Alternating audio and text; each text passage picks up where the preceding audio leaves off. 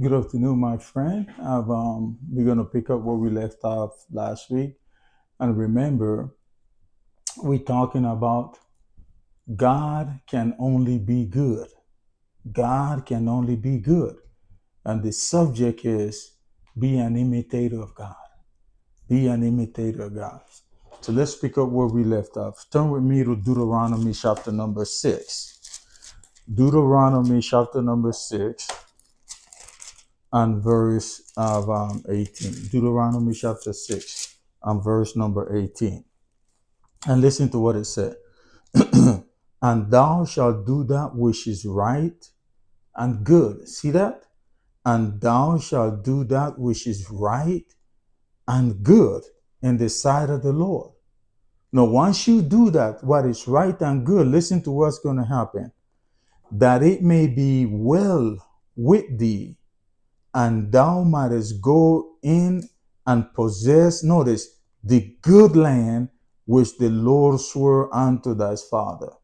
So possessing the land, the good land, was conditional, right? Was conditional in that what? They had to do that which was right and good in the sight of the Lord. So then, what is in your life that you want to possess? What is it that you need to possess in your life? Whatever that may be, remember there is a if, there is a requirement. You must do that which is right, and you must do that which is good in order for you to possess that which you want to possess. Whatever that might be, the requirement is you must do right and you must do good. You can't expect to possess anything unless you're not doing that which is right and that which is good. It's a requirement. Notice about Deuteronomy, all right? Same book. Look at chapter number 30. Deuteronomy chapter number 30 and verse number 9. Deuteronomy chapter 30 and verse number 9. And actually, I want to read that from the New Living Translation. About Deuteronomy 30, verse 9, from the New Living Translation. Listen to what it said. The Lord your God will then make you successful in everything you do. Can you believe that? The Lord your God will then make you successful in everything you do. Notice, He will give you many children and numerous livestock, and He will cause your field to produce abundant harvest. For the Lord will again delight, notice, in being good to you as He was to your ancestors. Again, what is the requirement? Is for you to do good. No. Notice the whole. Oh, he goes into detail here. Notice, He will give you many children and numerous livestock, and He will cause your field to produce abundant harvest. In other words, he wants to make you rich. He wants to make you wealthy. And listen, He said He wants to delight in being good to you. He wants to delight in being good to you. And in this case, being good to you mean what? That to give you an harvest, to have you have many and numerous children and livestock, and have your field produce a great harvest. He wants to delight in that, in being good. He linked being good to those things. To give you many children, to give you a harvest, to make you rich, to make you wealthy. He wants to delight in that, in being good in that way toward you. But what is the requirement? For you to do right and for you to do good so that you could possess all those things. And guess what? It will be a pleasure for Him to do that. He wants to delight in doing that for you. But again, we must what? Do that which is right and do that which is good. Look at Romans chapter 12. Romans chapter number 12. Romans chapter 12. You really, I don't know, I just feel like saying this to you. You need to take an inventory of yourself. That's not even in my notes. That just came to me. You need to take an inventory of yourself. If things are not going good, if you're not enjoying a harvest, if you're barren and can't produce, give birth to children, you need to take time apart, take an inventory of yourself, because it may be that you're not doing something right. It may be that you're not doing that which is right and that which is good in the sight of the Lord. You have to take an inventory. Look at this, Romans chapter 12. Romans chapter 12. Romans chapter 12 and verse 21. Notice this. Be not overcome of evil, but overcome evil with good. See that? Be not overcome, notice, of evil. In other words, don't allow evil to control you, to control your life. I'm not even talking about taking up residence in your life. I'm talking about it is so far on that it's now controlling you. It's just dictating your life now. Be not overcome. Don't let it completely take you over. That's what he's talking about. Be not overcome with evil. So how do you fight it? Because listen, evil come to everybody. I don't care who you are. I don't care how grounded you are in the word. Evil come to everybody. So the issue then is how you overcome evil. Evil came to Jesus too. He came in the form of Satan with the temptation. It came to him. And since it came to the Son of God, you think we're going to escape it? There's just no way. So evil comes to everyone. The issue is how you overcome it. And it tells you here, overcome evil with good. That's how you overcome evil with good. You do good in spite of what people do to you, in spite of what people say, in spite of how things look, in spite of the condition that you're in. You address that how? With good, doing good. And when you do that, guess what? You're being an imitator of God. Because that's what he does. That's his inclination. That's the first thing he go to.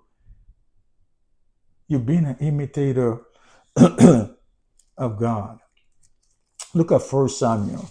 This is a beautiful story here, so that really encapsulate what I'm trying to tell you here. So look at 1 Samuel chapter 24. 1 Samuel chapter 24. 1 Samuel chapter 24. 1 Samuel chapter 24. And look at I begin reading verse 15.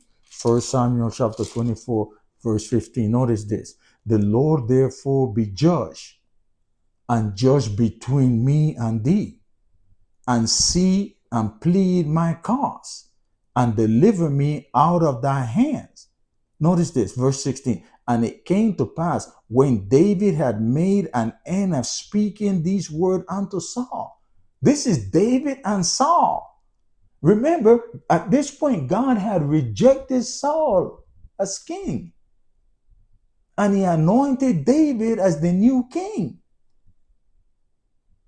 And when Saul heard about this, that Samuel had anointed him, he pursued David to kill him. He wanted to kill David.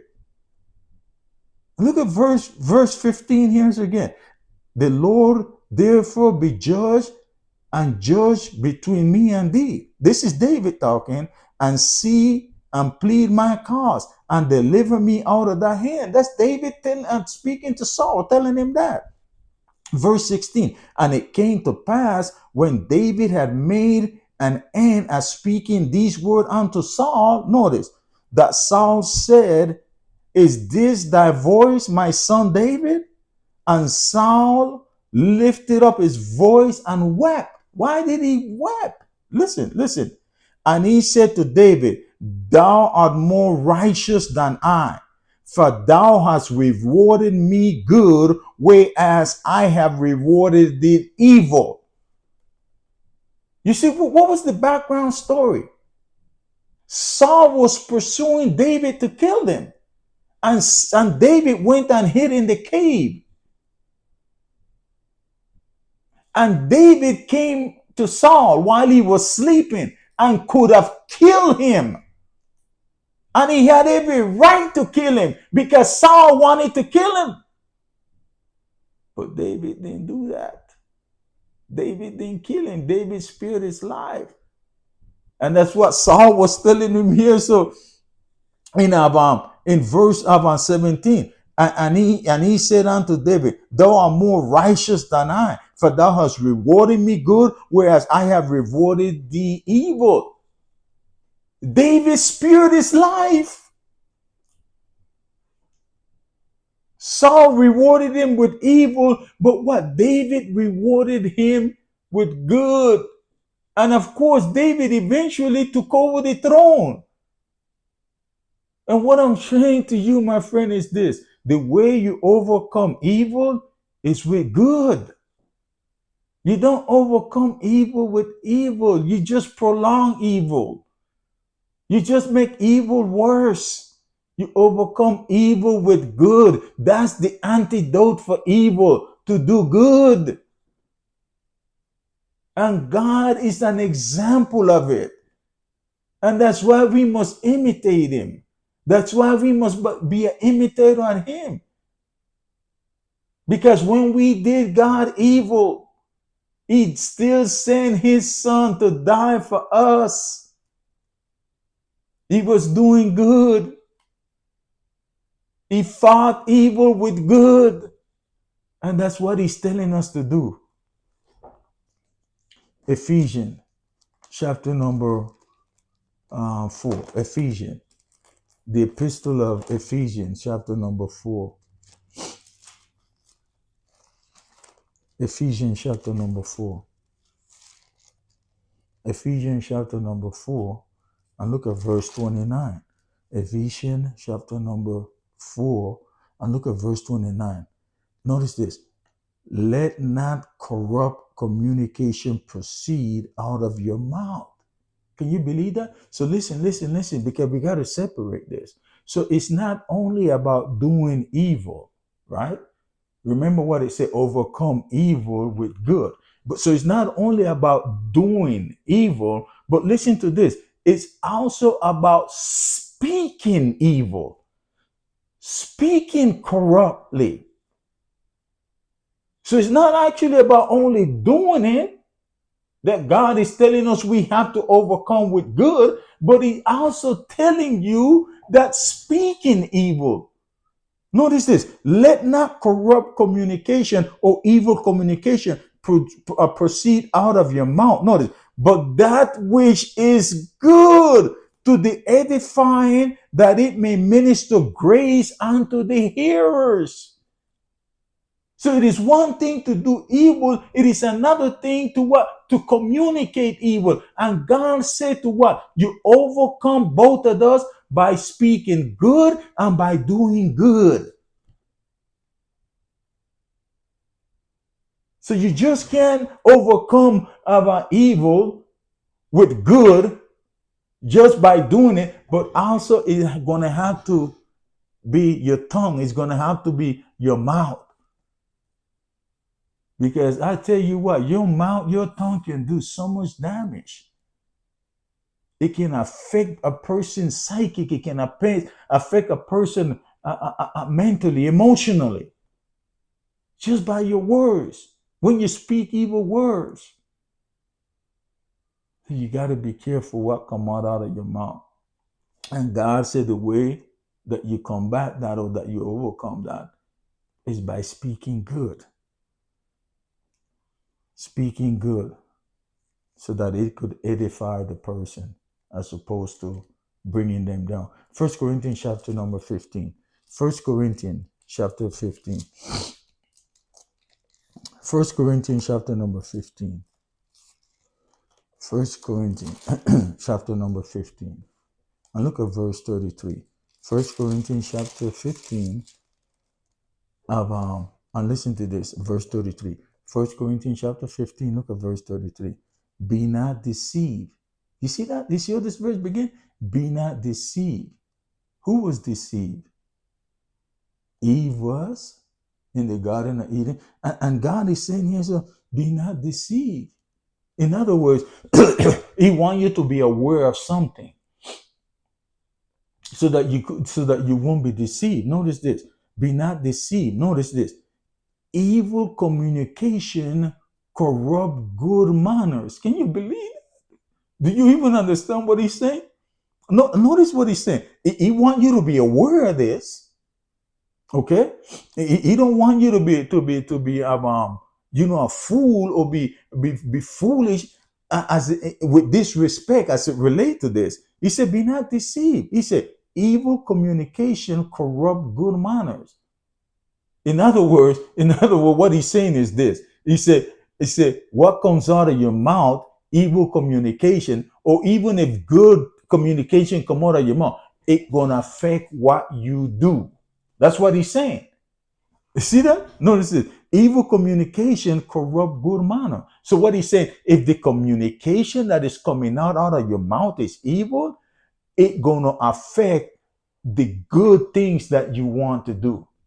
It gonna affect it. It gonna corrupt it. You see, because evil and good cannot coexist together.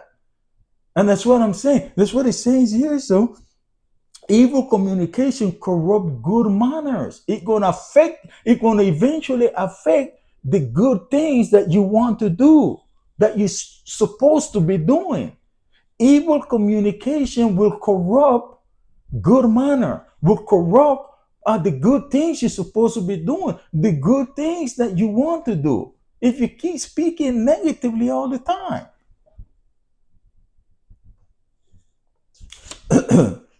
Speaking continually negatively will affect the way you behave. It's another way of putting it. You don't want that to happen because your best witness is not preaching or teaching, like I always say. It is your lifestyle, your good manner, your behavior.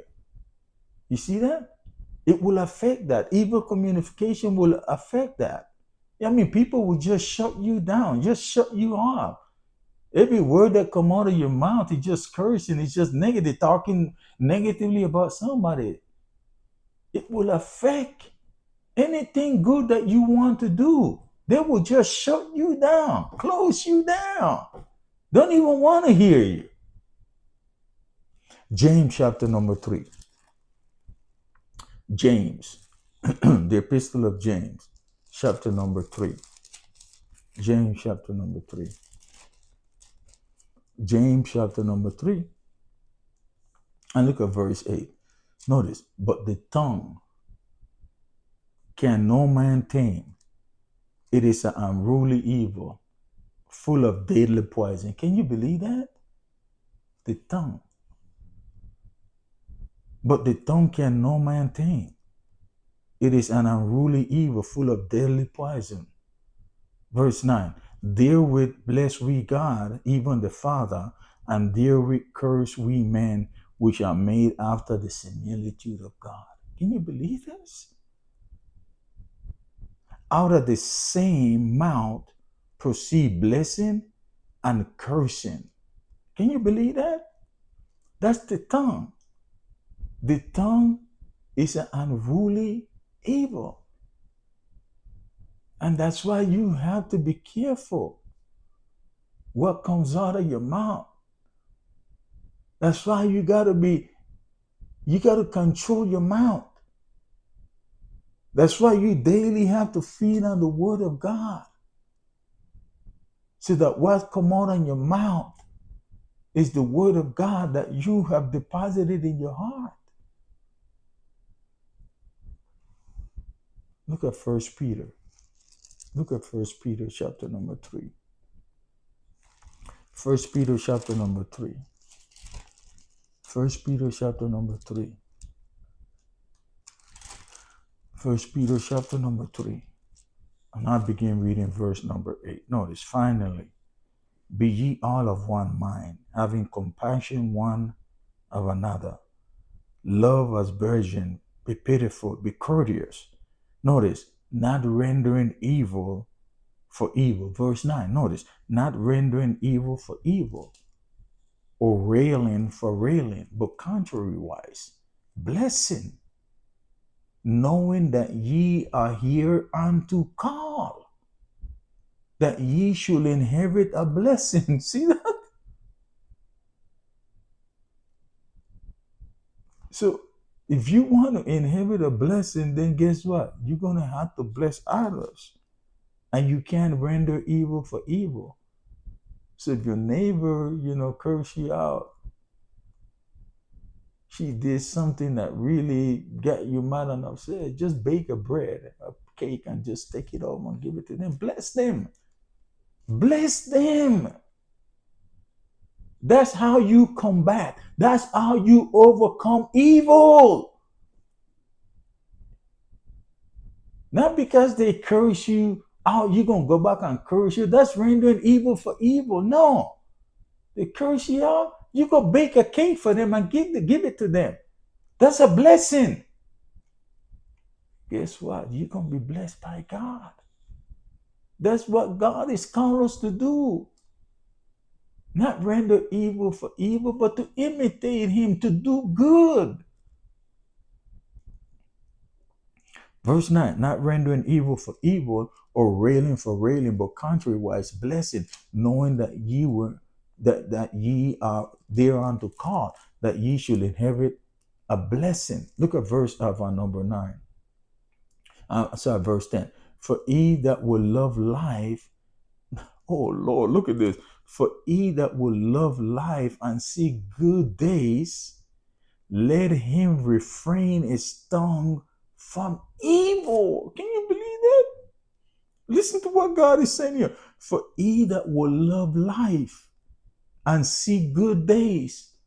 I mean, do you want to see good days?